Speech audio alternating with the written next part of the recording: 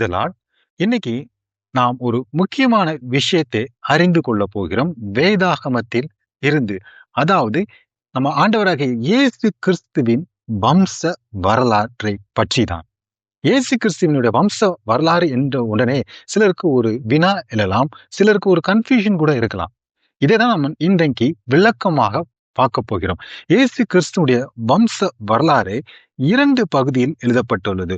முதலாவதாக மத்தேயு 1ஆம் அதிகாரத்திலும் லூக்கா 3ஆம் அதிகாரத்திலும் எழுதியிருக்கிறாங்க. நம்ம அதை பார்க்கும் பொழுது சில சமயங்கள் நமக்கு தோணலாம், ஏதோ ஒரு வேறுபாடு இருக்கிற மாதிரி தோணலாம். சிலர் இன்னும் சொல்றாங்க 2 வம்ச வரலாறுக்கும் முரண்பாடு இருக்கிறது என்று. இது உண்மையா இல்லையா? இதுதான் நம்ம இன்னைக்கு பார்க்க போறோம். ஆனா நம்ம வேதாகமத்தின் அடிப்படையில் ஆழமாக பார்க்கும் பொழுது எந்த ஒரு முரண்பாடும் இல்லை, மிகவும் தெளிவாக எழுதப்பட்டுள்ளது. அந்த நம்மளுக்கு சிலர் எழுப்புகின்ற குழப்பங்களுக்கு, வினாக்களுக்கு எல்லாம் விடை காணப்போவதுதான் இன்னைக்கு உள்ள பகுதி.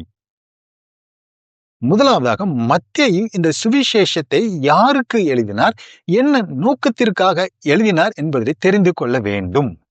இது யாருக்கு எழுதினார்னா யூதர்களுக்கு எழுதினார். என்ன நோக்கத்திற்காக எழுதினார் என்றால் மத்தேயு இயேசு கிறிஸ்துவை தாவீதின் வம்சத்தில் உள்ள ஒரு ராஜாவாக காண்பிக்கிறார். இங்கு மத்தேயு யூதருடைய எதிர்பார்ப்பு என்னன்னா, மேசையா தாவீதின் வம்சத்தில ராஜாவாக வந்து அவர்களை மீட்க வேண்டும். அதற்கு பதிலளிக்கும் விதம்தான் இயேசுவை ஒரு ராஜாவாக ராஜ வம்சத்தில் காண்பிக்கும் விதமாக தான் மத்தேயு இந்த அதிகார கிறிஸ்துவின் வம்ச வரலாற்றினை விவரிக்கின்றார். அப்படி ஆரம்பிக்கும் பொழுது அப்படி எப்படி ஆரம்பிக்கிறார் என்றால், ஆபிரகாமில் இருந்து ஆரம்பித்து தாவீது வழியாக அப்புறம் பாபிலோனுக்கு சிறைப்பட்டு போய் பின்பு இயேசு கிறிஸ்துவோடு அவர் முடிக்கிறார். 3 குரூப்பை பிரிச்சிருக்கிறாரு. அதாவது 14 தலைமுறையாக 3 பகுதிகளாக அவர் பிரித்து ஆபிரகாமில் ஆரம்பித்து இயேசு கிறிஸ்துவோடு சரியாக இவர் முடிக்கிறார். இப்படி போகும்போது தாவீது, சாலமோன் மற்றும் பல ராஜாக்களை ரெஃபர் பண்ணிக்கிட்டு இயேசு கிறிஸ்துவோடு இவர் முடிக்கிறார். இப்போ லூக்கா 3ஆம் அதிகாரத்துல லூக்கா எப்படி ஆரம்பிச்சிருக்காருன்னு பாத்தீங்கன்னா ரிவர்ஸ்ல வருவாரு. இயேசு கிறிஸ்துவில இருந்து ஆரம்பித்து ஆதாமுக்கு போய் முடிப்பாரு. இங்க ஒரு நோக்கம், பர்பஸ் என்ன பாத்தீங்கன்னா, இந்த சுவிசேஷத்தை அவர் ஜென்டைல்ஸுக்கு, கடவுளை அறியாத ஜனங்கள், புறஜாதிகளுக்கு எழுதுகிறார். அப்படி எழுதும் பொழுது இயேசு கிறிஸ்து அவர் எப்படி காண்பிக்கிறார், தேவனுடைய குமாரர், தேவ குமாரனாக காண்பிக்கிறார். அதாவது மனிதரை மீட்க வந்த தேவனுடைய குமாரனாக இங்கு காமிக்கிறார். மத்தேயு ராஜாவாக காண்பித்தார். இங்கு மானிடத்தை மீட்க வந்த எளிமையாக உருவெடுத்த தேவ குமாரனாக இங்கு லூக்கா காண்பிக்கிறார். இப்படி வரும்பொழுது இங்க ஒரு தாவீது வம்சத்திற்கு வந்தாலும் இங்க நாத்தான் வழியாக இவர் போய் ஆதாம் போய் முடிக்கிறார். இப்போ 2 பேரும் இன்னும் ஒரு மிகவும் முக்கியமான ஒரு சிறப்புத்துவம் வாய்ந்த ட்ரேசிங்கை இங்க யூஸ் பண்ணிருப்பாங்க. நீங்க பாத்தீங்கன்னா லூக்கா பயாலஜிக்கல் லைனை யூஸ் பண்ணிருப்பாரு. அதாவது ரத்த சம்பந்தமான உறவு முறையின்படி எழுதியிருப்பாரு.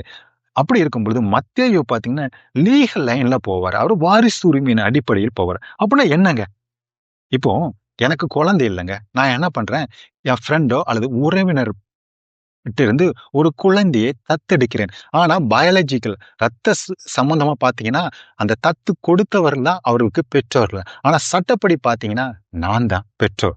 இதுதான் இங்க டிஃப்ரெண்ட் ஆகுது. லூக்கா பாத்தீங்கன்னா மத்தேயு எப்படி எழுதியிருக்கிறாருன்னா வாரிசு உரிமை அடிப்படையாக வாரிசு உரிமை சட்டத்தின்படி எழுதியிருக்கும் பொழுது லூக்கா எப்படி எழுதியிருக்கிறாருன்னா ரத்த சம்பந்தமான உறவு முறையின்படி இயேசு கிறிஸ்துடைய வம்ச வரலாறை எழுதியிருக்கிறார். இதனை சரியாக புரிந்து கொள்ளாத சிலர் எழுப்புகிற கூற்று என்னன்னு பாத்தீங்கன்னா, இதுல முரண்பாடு உள்ளது என்று அல்லது வேறுபாடு உள்ளது என்று இயேசு கிறிஸ்துடைய வம்ச வரலாற்று. அப்படி எதுவுமே இல்லைங்க. அவங்க சொல்ற விஷயம் என்னன்னு பாத்தீங்கன்னா, மத்தேயுல யோசேப்பினுடைய அப்பா பெயர் யாக்கோபு என்று கூறப்பட்டுள்ளது. ஆனால் லூக்கா அந்த யோசேப்பினுடைய அப்பா பெயர் ஏலி என்று கூறியுள்ளார் என்று. இதை வச்சுக்கிட்டு அவங்க முரண்பாடு இருக்கிறது என்று சொல்லிடுறாங்க. லூக்கா ரத்த சம்பந்தமா போகும்போது யார் வழியா எழுதியிருப்பாருன்னா மதர் மேரி வழியா சொல்லியிருப்பாரு. ஆனா இங்க அவர் மதர் மேரிங்கிற வார்த்தையை யூஸ் பண்ணிருக்க மாட்டாரு. அதற்கு பதில் என்ன பண்ணிருப்பாருன்னா, அந்த யோசேப்பு ஏலியின் குமாரர் எனப்பட்டார். இங்க தாங்க நம்ம சற்று ஆழமாக கவனிக்க வேண்டும். இந்த ஏலி யார்? யோசேப்பினுடைய அப்பாவா அல்லது மேரி அவங்களுடைய அப்பாவா? இதுதான். இதற்கு தான் நம்ம பழைய ஏற்பாட்டை சற்று ஆழமாக தியானிக்க வேண்டும். என்னாகமம் 27ஆம் அதிகாரத்துல பார்த்தீங்கன்னா, செலோப்பியாத்தின் குமாரத்திகள் தங்களுக்கு பங்கு வேணும்னு சொல்லுவாங்க. ஏன்னா, அவங்களுக்கு ஆண் வாரிசுகள் கிடையாது. அவங்க மனாசே கோத்திரத்துல இருந்தாலும் அவங்களுக்கு யாரு? ஆண் வாரிசு இல்ல. அதனால அவங்களுக்கு பிரித்து கொடுக்கப்பட்டுள்ளது. பாகம் பிரித்து கொடுக்கப்பட்டுள்ளது.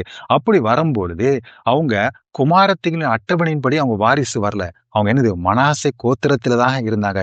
இன்னும் சற்று பார்க்க வேண்டுமென்றால், எஸ்றா 2ஆம் அதிகாரம் 61ஆம் வசனத்தில பார்த்தீங்கன்னா, அடிமைத்தனத்திலிருந்து வந்த ஆசாரியர் சிலர் அவங்க பெண் வழியா தான் அழைக்கப்பட்டார்கள். அட்டவணை, அதாவது வம்ச வரலாறு.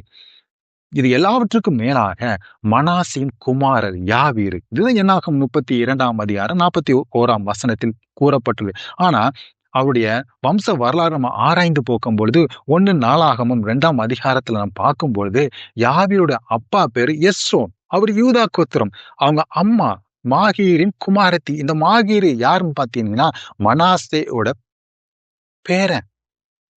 நீங்க சட்டப்பூர்வமாய் பார்த்தா என்ன வந்திருக்கணும்?